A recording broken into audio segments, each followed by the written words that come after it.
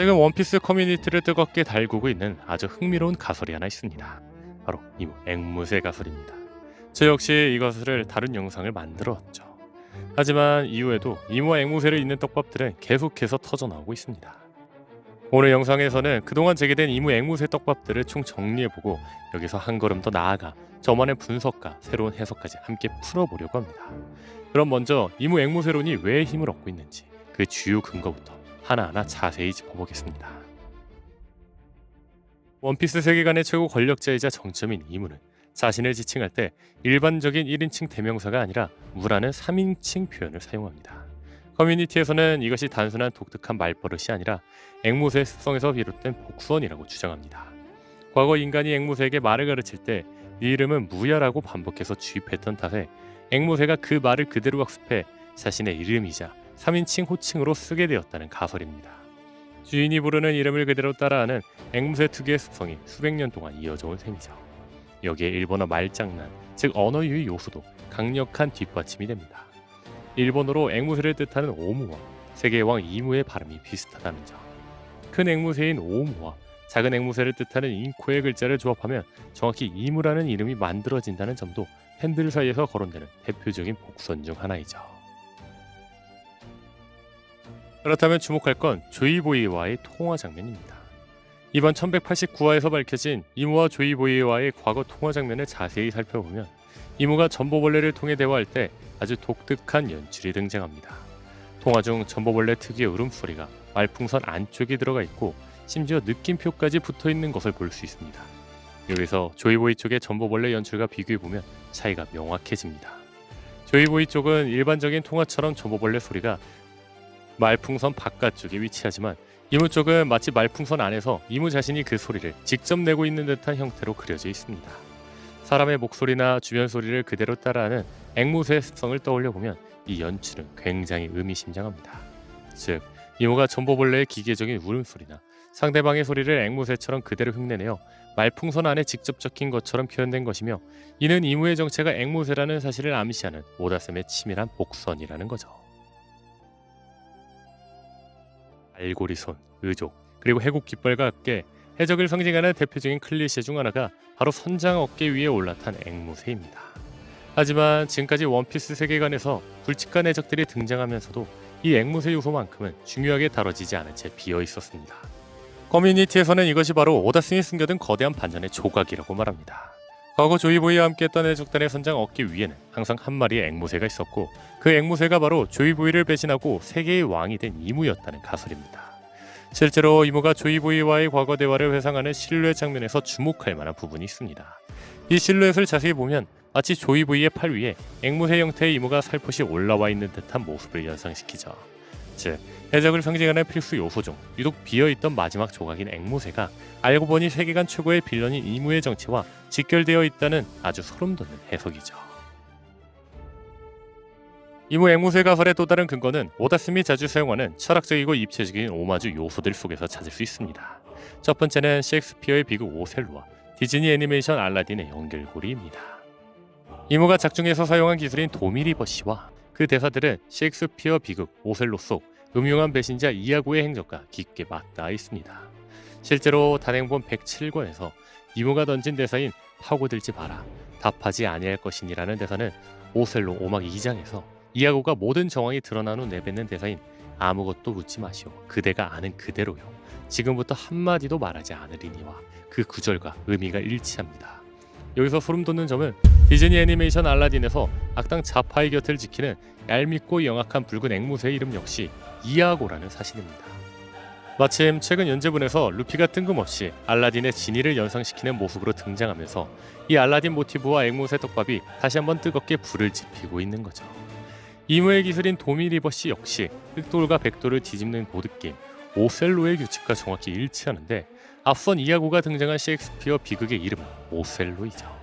결국 문화 속 배신자의 이름, 대중문화 속 앵무새 캐릭터, 그리고 게임의 규칙까지 모든 퍼즐 조각이 앵무새 이무를 향해 정교하게 가리키고 있는 셈입니다.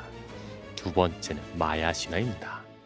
마야 신화 속 부쿠부 카퀴스는 태양과 달이 아직 제대로 나타나지 않은 어두운 세상에서 거대한 나무에 앉아 보석처럼 빛나는 눈과 화려한 장식으로 자신의 몸을 치장하며 내가 바로 세상의 태양이다라고 읊조리던 거만한 거짓 태양이자 악마새입니다. 이는 세계의 가장 높은 곳인 허공의 옥자에 앉아 세상을 어둠 속에 가두고 진정한 태양의 도래를 막아선 채 군림하는 절대 권력자 이무의 구도와 정확히 일치합니다. 진정한 태양신의 귀환을 가로막고 자신이 세계의 유일한 빛이자 왕인 양 행세하는 모습이 마야 신화 속 악마새의 형태와 완벽하게 겹쳐집니다. 다만 마야 신화 속 진짜 세상의 여명을 열기 위해 나선 영웅 쌍둥이 형제는 거만한 악마새 부쿠부 카키스를 무너뜨리고 그가 뽐내던 화려한 이빨과 찬란한 보석 장식들을 모조리 제거해 거짓된 신성과 권위를 박탈해버립니다. 이는 디의 의지를 이어받아 세상을 구원할 영웅 형제라 불리는 루피 그리고 사보가 향후 최종장에서 이무가 쥐고 있는 절대적인 권력과 신성 불가침의 왕자를 박살내고 세상의 진짜 여명을 가져오는 서사와 그대로 이어집니다. 또한 마야 신화 속 영웅들이 부쿠부 커키스를 퇴치하는 과정에서 형제 중 한 명의 팔을 3개 뜯기는 부상을 입는 결정적인 사건이 발생합니다. 이는 이무를 저지하거나 진실에 다가가는 과정에서 팔을 잃거나 희생을 치르는 상징적 인물들, 대표적으로 루피를 위해 왼팔을 내어준 샹크스의 서사와 기묘하게 맞아떨어지며 팬들의 소름을 돋게 만듭니다. 본편에서 드러난 이무의 실루엣을 자세히 보면 머리 위로 뾰족하게 솟아오른 형태는 화려한 벼슬 가진 왕관 앵무를 강하게 떠올리게 합니다. 심지어 비정상적으로 가늘고 뾰족한 손가락은 새의 발가락을, 바닥에 길게 끌리는 특유의 깃달한 옷자락은 새의 화려하고 긴 꼬리깃을 시각적으로 형상화한 듯한 인상을 줍니다. 결정적으로 작중 이무의 눈은 여러 개의 원이 겹쳐진 기하학적인 동심원으로 표현됩니다. 실제 앵무새는 감정이 극심하거나 외부 자국에 경계할 때 홍채를 빠르게 수축 이완시키는 아이피닝 현상을 보이는데, 이무의 동심원 형태는 바로 이 앵무새의 눈동자 변화 양상과 일치합니다. 또한 마리조와 깊은 곳, 이무가 홀로 머무는 꽃의 방 역시 단순한 온실이 아니라 사실은 과거 앵무새를 가두어 두던 거대한 새장을 상징한다는 해석입니다. 실제로 도플라밍고가 전매 특허처럼 사용하던 기술 이름이 바로 나라 전체를 가두는 새장이었다는 점을 떠올려 보면 이 천룡인들의 가문과 이무의 관계 속에서 새장이라는 키워드는 결코 우연이 아닐지도 모릅니다. 여기서 재밌는 건 흥미롭게도 앵무새는 날개로 하늘을 지배하지만 본능적으로 물에 뜨거나 헤엄치지 못하는 동물입니다. 이것이 원피스 세계관 속 악마 열매 능력자는 수영을 하지 못해 맥주가 된다는 치명적인 약점 설정과 기막히게 맞닿아 있다는 점까지 더해지면서 이무가 앵무새였다는 가설에 방점을 찍어주죠. 도플라밍고는 국왕의 자리에 오르자마자 사람들을 인형으로 만들어 기억에서 지워버리고 자신의 씨를 이용해 백성과 군인들을 마리오네트처럼 철저하게 조종했습니다. 심지어 자신의 본거지가 위험에 처하거나 진실이 드러날 위기가 오면 나라 전체를 무자비한 철수로 감싸 외부와 완전히 단절시키는 거대한 새장 기술을 발동해 국가 전체를 공포로 통제했습니다. 그리고 이 잔혹한 통치 방식은 놀랍게도 세계의 꼭대기에서 군림하는 이무의 모습과 정확히 겹쳐집니다. 하늘 위에서 천룡인이라는 이름으로 전 세계를 실에 묶인 인형처럼 조종하고 공백의 백년이라는 거대한 진실을 새장 같은 질서와 체제 속에 가두어 영원히 은폐하려는 이무의 통치 형태가 도플라밍고를 통해 완벽하게 투영되어 있는 셈입니다. 그런데 드레스로자의 국왕이자 천룡인 출신인 도플라밍고는 캐릭터의 설정부터가 새를 상징하고 있으며 언제나 화려한 핑크색 깃털 코트를 걸치고 다닙니다. 결국 이름부터 새를 뜻하고 화려한 깃털을 두른 채 나라 전체를 새장에 가두어 지배하려던 도플라밍고의 모든 행적은 세상을 거대한 새장처럼 가두고 꼭두각시처럼 부리는 진정한 절대 권력자, 즉 앵무새 이무의 정체와 통치 철학을 가장 가까운 곳에서 미리 보여주기 위해 작가가 심어둔 완벽한 빌드업이자 복선이라는 거죠. 라프텔에 도착한 골디로저와 동료들이 공백의 백년 진실을 알게 된 뒤 지붕이 떠나가라 웃었던 이유에 대한 신선한 해석도 나옵니다. 온갖 고난 끝에 도달한 최후의 섬에서 마주한 세계의 절대 흑막이 알고 보니 인간이 아니라 고작 말을 따라하는 앵무새였다는 허탈하고 어처구니 없는 진실을 깨달았기 때문에 그렇게 유쾌하게 웃을 수밖에 없었다는 설명입니다. 또한 영어권에서 앵무새에게 건네는 가장 유명한 관용구는 바로 폴리에게 크래커를 줘라입니다. 만약 최후의 섬 라프텔에 숨겨진 보물 원피스의 실체가 거대한 보물이나 무기가 아니라 과거 조이보이와 앵무새가 서로 나누어 먹던 해적들의 비스켓 혹은 그 시절의 추억이 담긴 과자 조각이라면, 수백 년 동안 전 세계를 뒤흔든 공백의 백년 전쟁과 거대한 대립의 서막이 알고 보니 단 한 조각의 크래커를 양보하지 않아 벌어진 아주 유치하고 원초적인 동물들의 싸움에서 시작되었다는 결말이 됩니다.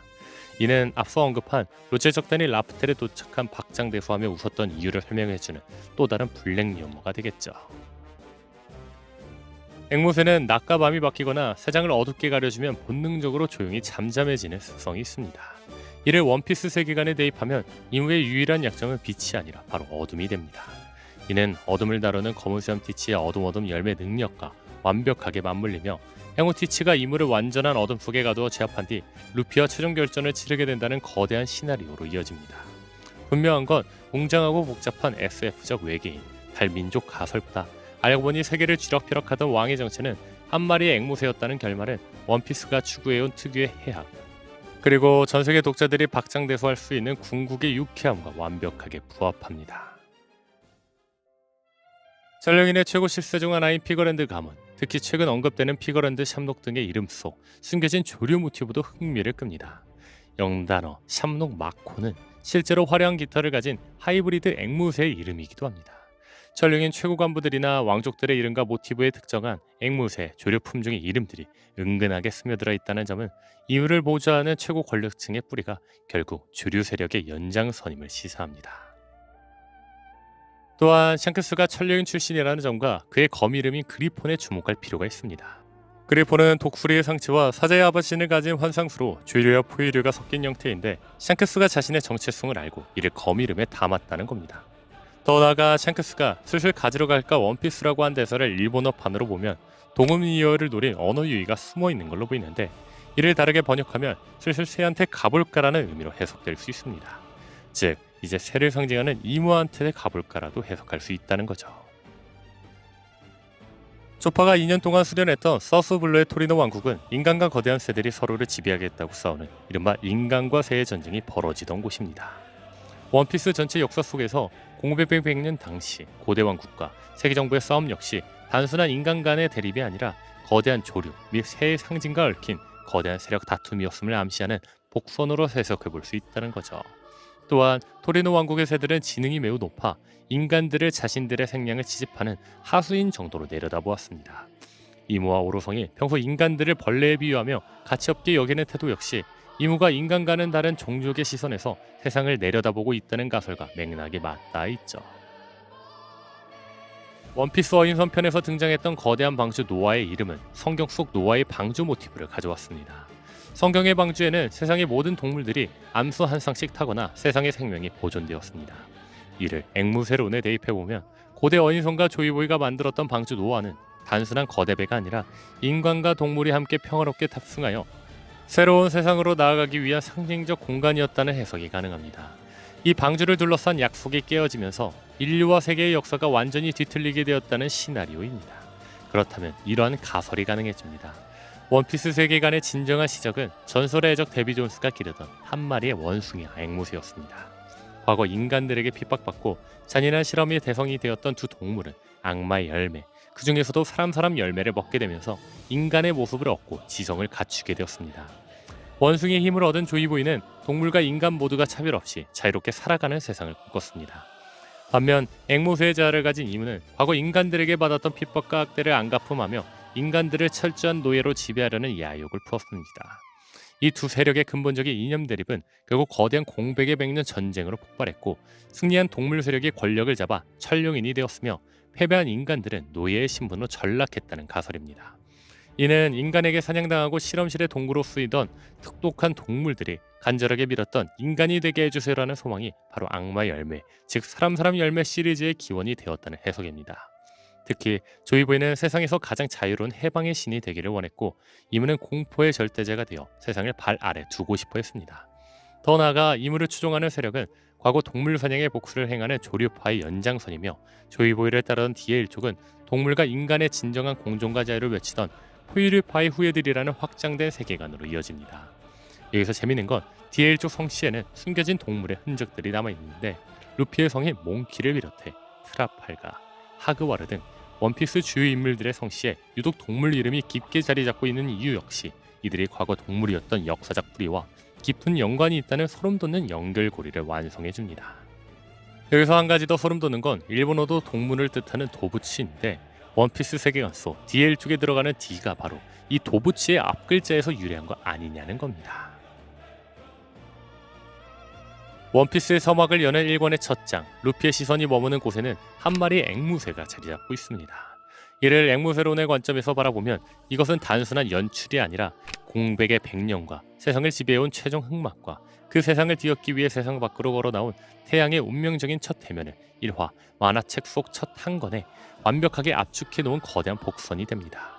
전설의 해적 데비 존스가 거느리던 애완동물이자 공백의 백년 당시 세상의 자유를 부르짖던 원숭이와 인간의 노예화를 꿈꾸며 군림했던 앵무새의 대립구도가 이미 1권 첫 페이지부터 시각적으로 구현되어 있다는 거죠. 훗날 조이부의 의지를 이어받아 세상을 해방한 루피가 맨 처음 마주한 페이지에서부터 만악의 근원인 앵무새를 마주하고 있는 셈입니다. 결국 1권 첫 장에서 루피가 앵무새를 바라보며 시작된 이 거대한 모험은 수십 년이 지난 후 루피가 그 앵무새, 즉 세계의 왕인 이무의 거짓된 신성과 권자를 완전히 박살내고 세상의 진짜 여명을 찾아오는 과정으로 완벽하게 귀결됩니다. 시작과 끝이 철저하게 맞물려 있는 오다쌤 특유의 소름 돋는 순위상간 연출의 정점이라 볼 수 있는 거죠. 여기까지가 커뮤니티에서 유력하게 주목하고 있는 이무 앵무새 가설입니다. 이무 앵무새 가설, 제가 처음 만들었던 영상보다 더 많은 자료들을 찾아보며 만들고 있었는데 자료를 찾아보고 영상을 만들면서도 저 역시 소름 돋고 이처럼 완벽한 결론은 없다고 생각이 듭니다. 다만 이 떡밥에는 몇 가지 걸리는 지점이 있습니다. 첫 번째는 악마입니다. 현재 이무는 앵무새뿐만 아니라 악마 그 자체와 연관되고 있습니다. 실제로 이무의 문양은 오컬트에서 등장하는 악마, 바포메트의 형성과 매우 흡사합니다. 또한 바포메트는 남성과 여성의 성기를 모두 가진 양성구유의 상징으로 잘 알려져 있는데 애니메이션이나 관련 매체에서 묘사되는 이무의 목소리 역시 남성과 여성의 음역이 오묘하게 섞여 있는 듯한 느낌을 줍니다. 즉, 이러한 디테일은 이무가 악마 그 자체를 암시하는 복선으로 작용하죠. 또한 원작 1138화에서 공개된 엘바프의 미래를 예언한 벽화는 이러한 추측이 결정적인 단서를 제공합니다. 벽화 속에서 태양을 손에 든 악마를 연상케 하는 거대한 뿔 달린 실루엣이 등장하며 이 존재는 니카를 비롯한 세계 각지의 종족들과 해적들을 상대로 치열하게 싸우고 있었습니다. 즉, 이 거대한 실루엣이야말로 악마로서의 본 모습을 드러낸 이무이며 원피스 최종장의 마지막 클라이맥스는 바로 이 악마를 사용하기 위해 지금까지 등장한 모든 주요 캐릭터들이 힘을 합치는 거대한 레이드 전투가 될 확률이 높습니다. 여기서 앞선 앵무새 가설과 정면으로 부딪히는 모순이 발생합니다. 만약 이무의 정체가 단순히 앵무새에 불과하다면 세계관 최후의 결전에서 온 세상이 적이자 벽화 속 거대한 최종 보스로 그려지는 존재가 악마가 아닌 앵무새여야 한다는 결론에 이르게 됩니다. 다만 벽화 속 최종 보스는 앵무새가 아닌 악마의 형상이죠. 더 나아가 이무의 3인칭 화법은 보통 절대적인 힘을 가진 존재가 인간 세상과 소통할 때 혹은 인간의 언어를 빌려 자신을 표현할 때 나타나는 독특한 언어적 표현입니다. 이 표현들은 보통 인간 이에 군림하는 절대자나 고대의 악마가 자신을 객관화된 명칭으로 부르는 방식으로 이는 오히려 그들이 인간과 다른 차원의 존재임을 역설적으로 증명하는 잔치인 셈이죠. 더 나아가 이무 앵무새 떡밥에서는 이무가 사람이 되고 싶어 사람 열매를 먹었다고 하였는데 이무가 먹은 악마 열매 이름은 악마의 열매 그 자체로 이미 밝혀진 상태입니다. 하지만 오히려 이 악마 설정이야말로 앵무새 가설을 더욱 강력하게 뒷받침하는 결정적 증거가 될 수도 있습니다. 이무가 먹은 것은 사람이 되기 위한 사람 열매가 아니라 비천한 동물이었던 앵무새가 세상을 지배하기 위해 악마가 되는 열매를 먹었던 것이다라고 해석하면 모든 퍼즐이 맞춰집니다. 즉, 이 악마 관련 떡밥은 왜 악마 떡밥을 무시하냐는 모순을 말끔히 해소해주며 동시에 인간을 초월해 군림하는 악마가 된 앵무새라는 최종 흑막의 정체성을 완벽하게 증명하는 또 하나의 강력한 근거로 확정될 수 있습니다. 다시 말해 이무는 악마에게 몸을 뺏긴 앵무새라는 거죠. 다만 이무 앵무새 떡밥을 정면으로 반박할 수 있는 강력한 근거가 또 하나 존재합니다. 바로 상징성입니다. 실제 오다스는 인터뷰나 SBS를 통해 캐릭터를 만들 때 그 인물만의 이미지 컬러와 상징 동물 그리고 출신 국가 등을 세밀하게 설정한다고 밝혀왔습니다. 이는 캐릭터에게 입체적인 생명력을 불어넣기 위한 장치입니다. 독자들이 복잡한 서사를 다 읽기 전에 캐릭터가 가진 1차적인 느낌을 동물이나 사물 같은 강렬한 상징을 통해 직관적으로 각인시키는 거죠. 그리고 오다스미 부여한 상징은 단순한 비유에 그치지 않고 나중에 밝혀질 거대한 진실이나 캐릭터의 숨겨진 과거 혹은 세계관의 비밀과 연결되는 복선으로 작동하게 되죠. 결정적인 예시는 루피입니다. 주인공 루피는 기획 단계부터 완성에 이르기까지 원피스에서 가장 강력한 동물적 테마를 가진 인물입니다. 루피의 본명은 몽키디 루피로 성 자체가 원숭이를 뜻하는 몽키입니다. 그의 고무고무 능력을 활용한 자유분방하고 예측 불가능한 전투 방식 그리고 정글이나 자연을 누비는 듯한 날렵함은 원숭이의 직관적인 이미지와 정확히 일치합니다. 그렇다고 해서 루피를 진짜 원숭이로 해석하는 사람은 없었습니다.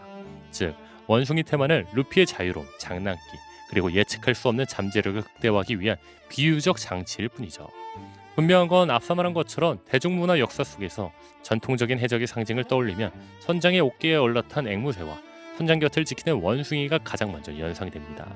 즉, 해적의 상징인 원숭이와 앵무새의 대립 구조는 오다 스미이 설계한 가장 원초적이면서도 매력적인 은유적 구도가 될 수 있다는 거죠. 다만 이 역시 반박할 수 있는 강력한 근거는 존재합니다. 루피를 비롯한 수많은 캐릭터들이 단순한 비유적 상징으로 동물의 테마를 차용한 것은 사실입니다. 하지만 오다 스미이 평소 보여준 연출 성향을 생각해보면 이야기가 달라집니다. 실제로 오다 스미는 과거 공식 팬북 원피스 그린의 코멘트를 통해 수백 명의 해적이 등장하는 방대한 작품 속에서 정작 안대를 한 해적을 단 한 명도 등장시키지 않은 이유를 밝힌 적이 있습니다. 그는 해적이라면 당연히 안대를 해야 한다는 흔한 편견이나 고정관념을 깨고 싶었다는 취지로 언급하며 독자들이 당연하게 여길 만한 클리셰나 상징을 작가의 의도로 완전히 비틀어버리는 연출적 과감함을 보여주었죠. 이처럼 오다 스미는 상징성이라는 틀에만 갇히지 않고 대중의 예상을 완전히 깨부수는 파격적인 설정을 즐기는 인물이라는 점을 떠올려보면 흥미로운 결론에 다다르게 됩니다. 루피가 상징적 의미의 원숭이를 대변하는 주인공이라며 만악의 근원인 최종 보스 이무는 단순한 비유나 상징에 그치는 것이 아니라 정말로 작품 내 설정 그대로 실제 동물이 정점에 오른 형태일 수도 있지 않을까요? 상식을 뒤엎는 오다식 반전의 스케일을 감안하다면 결코 불가능하지만은 않은 가능성이겠죠. 세 번째 반박 근거는 가설입니다. 사실 지금까지 다룬 데비 존스의 애완동물설, DL 쪽이 과거 동물이었다는 확장 가설 등은 앵무새 떡밥을 세계관 기원까지 확장한 무궁무진한 상상의 영역이기에 아직까지는 명확한 팩트라기보다 애매한 부분이 존재하는 것이 사실입니다. 하지만 이런 확장 가설의 진위 여부를 떠나서 원피스 최종장의 핵심 인물인 이무가 작품 전반에 걸쳐 앵무새라는 모티브와 기묘하게 맞닿아 있다는 사실 자체만큼은 결코 부정할 수 없죠. 더 나아가 이무가 앵무새이든 앵무새가 아니든 이무를 앵무새 떡밥은 오다 스미이 원피스 세계관 전체를 관통하는 지배와 자유의 대립을 가장 재치있고 날카롭게 숨겨둔 위대한 복수는 맞는 걸로 보입니다. 더 나아가 이 떡밥을 통해 새를 잡는 저격수 우섭이 자신의 존재 이유를 증명하는 결정적 순간까지 이어질 수 있죠. 개인적으로 이 기발하고 놀라운 이무 앵무새 가설을 세상에 처음으로 꺼내놓고 원피스의 방대한 떡밥 속에서 이 날카로운 연결고리를 찾아내신 최초 발성분의 통찰력은 정말 감탄을 자아낼 만큼 대단하고 경이롭다고 생각합니다. 이토록 신선한 시각으로 작품을 바라볼 수 있게 판을 깔아준 그분 덕분에 우리 모두가 이 매력적인 상상의 세계에 깊이 빠져들 수 있었던 셈이죠. 어쩌면 우리가 원피스를 바라보는 추측들은 오다 스미의 실제 의도와는 조금 다를지도 모릅니다. 하지만 완결을 향해 달려가는 원피스를 보며 이처럼 빛나는 아이디어를 함께 파고들고 미지의 보물을 찾아 헤맸듯 서로의 상상을 나누는 과정 자체가 우리에게는 최고의 낭만이겠죠. 정답이 무엇이든 간에 이런 멋진 가설을 품고 작품을 즐기는 이 즐거움이야말로 우리가 수십 년 동안 이 세계관과 함께 항해를 계속하고 있는 진짜 이유일 것입니다.